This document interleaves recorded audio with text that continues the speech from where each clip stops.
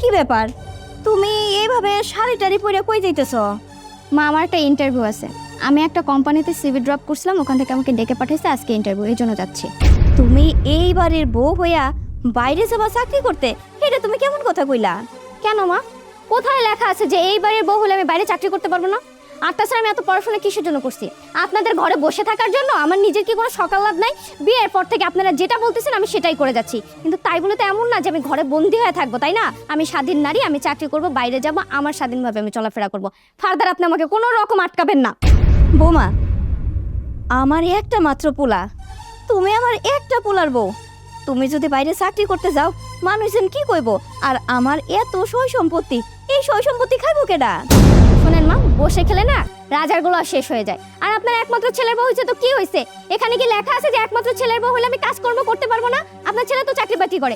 বাংলাদেশে কত মেয়ে আছে, শুধু বাংলাদেশ কেন, সারা পৃথিবীর কত মেয়ে আছে যারা বাইরে কাজ করে। তাদের বেলায় সমস্যা নেই, আমার বেলায় এত সমস্যা কিসের? হ্যাঁ বৌমা, আমি তোমারে বোঝাইতে পারবো না। আসলে আমার মনটার ভিতরে কেন জানি কুকু ডাকতেছে, মনে হয় কোনো দুর্ঘটনা করতে পারে।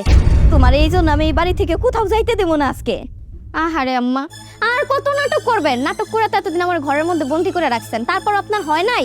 শোনেন, আপনার এই নাটক সিনেমা কোনো কাহিনী আমার আর কাজে আসবে না, বুঝতে পারছেন না? আমি ডিসিশন নিয়ে ফেলছি, আমি জব করব। আর এখানে যদি বাধা দিতে আসেন ব্যাপারটা খুব খারাপ হয়ে যাবে। তুমি যাই কও না কেন বৌমা, আজকে আমার মনটার ভিতরে যেন কেমন কেমন করতেছে। আমি আমার মনটা বুঝাইতে পারতেছি না। এর লিগা আমি তোমার এই বাড়ি থেকে কোনো জায়গায় যাইতে দেবো না আজকে। আপনার পারমিশন নিয়ে আমার বাইরে যাওয়া লাগবে? হ্যাঁ শোনেন বৌমা, বৌমা, আমি কইতাছো তুমি বাড়ি থেকে বাইরে যাও না। আমার কোনো কথাই শুনলো না। হে আল্লাহ, এত বাধা দেওয়ানোর পরেও বৌমা আমার কোনো কথাই শুনলো না, বাড়ির থেকে বাইরে গেল। আমার মনটার ভিতরে কেন যেন কু ডাকতেছে।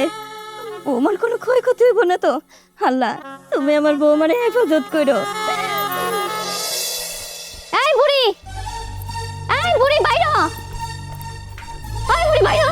বৌমা, তুমি আইসা পড়ছো? বৌমা তুমি আইসা পড়ছো? তোর তো অনেক ভালো হয়েছে তাই না? এই যে তোর জন্য, তোর মতো অভিশপ্ত মহিলার জন্য আমি ট্রেনটাই ধরতে পারি নাই। তুই জানিস কত বড় কোম্পানি এটা, কত ভালো একটা পজিশনে জব। এই তোর আইডিয়া আছে স্যালারি কত? প্রথম মাসেই তারা আমাকে 50,000 টাকা স্যালারি দেবে বলছে। এই যে তোর জন্য আমার পুরো সবকিছু শেষ হয়ে যাচ্ছে, আমার জীবনটাও শেষ হয়ে যাচ্ছে, আমার স্বপ্নটাও শেষ হয়ে যাচ্ছে, শুধুমাত্র তোর জন্য। তোর আজকে আমি কি করি খালি দেখ। বৌমা, এরকম করে কইতেছো কেন?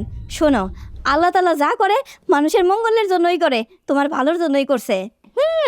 তোর তো একদম মনের আশা পূরণ হয়েছে, কারণ আমি যদি বাইরে চাকরি বাকরি করি আমার জীবন উন্নত হবে, আমার সংসার উন্নত হবে। তোর তো দেখলে জ্বলবো, আমি কি বুঝি না? তুই চাস সবসময় আমি তো পায়ের নিচে থাকি, এই জন্য তুই এগুলো করছিস, যেন আমি আমার চাকরিটাই না পাই, সময় মতো যেন না পৌঁছাতে পারি। তোর ধান্দা পানি কি আমি বুঝি না রে? দেখ দেখ বুড়ি, তোর অবস্থা আমি কি করি। বাইরে বাইরে আমার বাড়ি থেকে। মা, মানে এগুলো কি? তুমি আমার মায়ের ধাক্কা দিচ্ছ কেন? দিছি, একদম বেশ করছি।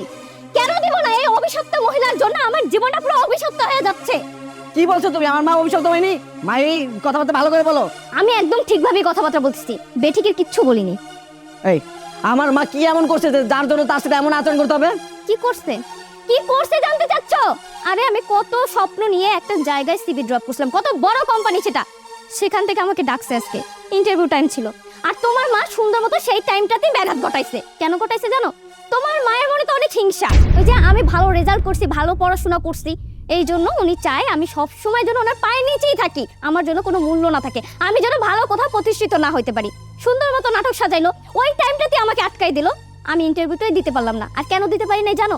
তোমার এই অভিশপ্ত মায়ের জন্য সকাল 11টার ট্রেনটাই আমি মিস করছি, যেটা করে আমি ঢাকা যাইতাম ইন্টারভিউর জন্য। হ্যাঁ, যেটা করে ঢাকা যাইতে ইন্টারভিউ দিতে, সেটা কি হয়েছে তুমি জানো? জানো, আমার মার জন্য তোমার জীবন শেষ হয়নি, আমার মার জন্য তোমার জীবন যে বেঁচে গেছে সেটা আমি প্রমাণ দেখাচ্ছি। দেখো, এই যে দেখো, তুমি যে ট্রেনে ঢাকা যাইতা সেই ট্রেন আজকে রাস্তায় অ্যাক্সিডেন্ট করছে। অ্যাক্সিডেন্ট করে ওই ট্রেনে যত যাত্রী ছিল সবাই সবাই স্পট ডেড হয়ে গেছে। বাজান, তুই সব কি কইতেছস? হ মা, ওই ট্রেনে যারা ছিল সবাই মারা গেছে। আজকে ওই ট্রেনে যদি ও যাইতো তাহলে ও মারা যাইতো। আল্লাহ, তুমি যা করো সবার মঙ্গলের জন্যই করো। আজকে তুমি আমার মাইয়াডারে নিজে হাতে বাঁচাই দিছো। আল্লাহ, তোমার কাছে হাজারো শুকরিয়া। দেখছেন মা, আমি কত বড় একটা খারাপ মানুষ। আপনি আমার শাশুড়ি, কিন্তু সবসময় আমার মেয়ের মতো আদর করছেন, আর আমি আপনার সাথে কত বাজে ব্যবহার করে তারপর বাড়ি থেকে বের হয়ে গেছি, আর আপনার দোয়ায় আমার আবার বাড়িতে ফিরে আনছে। আমি তো পারতাম, এমন হইতে পারতো যে ওই ট্রেনটাই আমি ধরছি, ওই ট্রেন আমি উঠছি, তাহলে তো আমার লাশটাও আজকে বাসায় যেত না। কই কি হয়েছে তুমি নিজেও জানতাম না। মা, আপনি আমার মাফ করে দেন, আমি অনেক বড় অন্যায় করছি। আজকের পর থেকে আপনার লগে আমি কখনো খারাপ আচরণ করুন না। আমার মারে আমি যেমন ভালোবাসি তার চাইতে বেশি ভালোবাসবো আপনারে। আপনি আমার ক্ষমা করে দেন। বৌমা জানো, সন্তানের যদি কোনো বিপদ আপদ হয় এই জিনিসটা বাবা মার মনে আগেই জানান দেয়। আর তুমি হইতেছো আমার মাইয়া, আমার কলিজের টুকরা, আমার খারাপ লাগবো না কও? মা, আপনি একদম ঠিক কথা বলছেন। আমি কিরকম ব্যবহারগুলো আপনার সাথে করছি, আল্লাহ আমাকে মাফ করুক, সাথে আপনিও।